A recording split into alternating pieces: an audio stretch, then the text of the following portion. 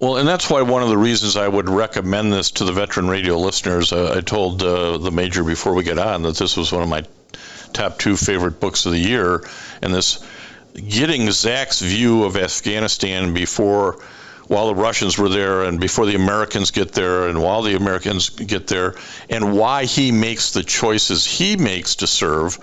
Tom just explained why he made some decisions to serve, but tell us a little bit about why Zak decided to serve as an interpreter for the Americans.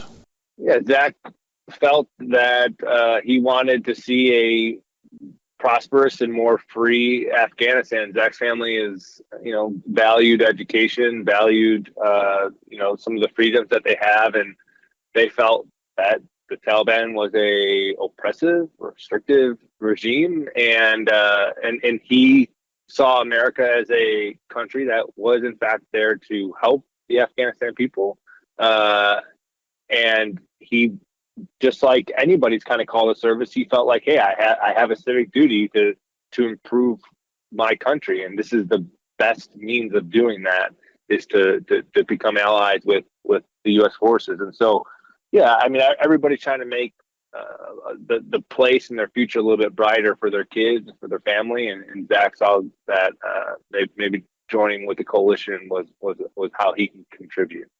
Yeah, you really got that sense in reading his chapters, and as I say, it sort of mirrored some of the things in a different way that, hey, I'm serving for this reason, he's serving for that reason. But you find yourself in Afghanistan in the Helmand River Valley in 2010 in really some horrific times, and you were with the 3rd Battalion, 5th Marines, affectionately known as the Dark Horse Battalion. And unfortunately, 25 Marines died during that period, and a couple of hundred were wounded. So you were really in the crucible here, and Zak becomes your interpreter, and a brotherhood or a bondship really develops that each of you talk about in your respective chapters. Can you talk a little bit about that bond that developed between you and Zak as an interpreter, but really much more? Sure. I went back to Afghanistan with recon and as a JTAC and as an advisor. So I've worked with dozens of interpreters, and most of them do their job and they translate, and that's fine. That's what they're paid to do. They're paid to translate. Whereas Zak was never there just to translate. He could, and he could do that job well, but he was, when we had guys who were wounded, he was going to pick up a rifle. When he heard the Taliban coordinating ambush, he sprints across a minefield and tackles the guy who's about to initiate the ambush. And Zak also became just a kind of a confidant of mine in that you can't gripe down. You can't pass on your anxieties or your stresses as a commander down to your troops. You can only kind of send those messages up. And there wasn't really everybody was really kind of struggling with all the same stuff.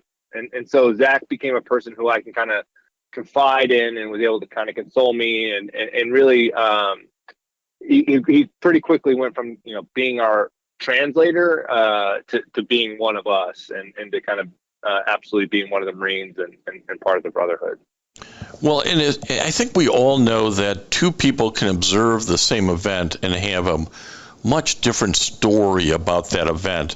And again, in these chapter by chapter analysis, it's really riveting and very informative to get your view of a particular event in Afghanistan and then get Zak's view.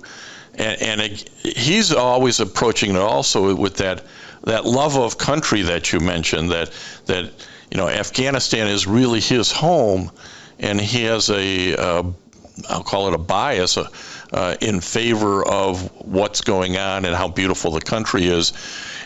I have to imagine that your conversations with Zak as you were building the relationship touched on all of these areas, not just the horrors of war, but culture and the nature and the beauty of Afghanistan.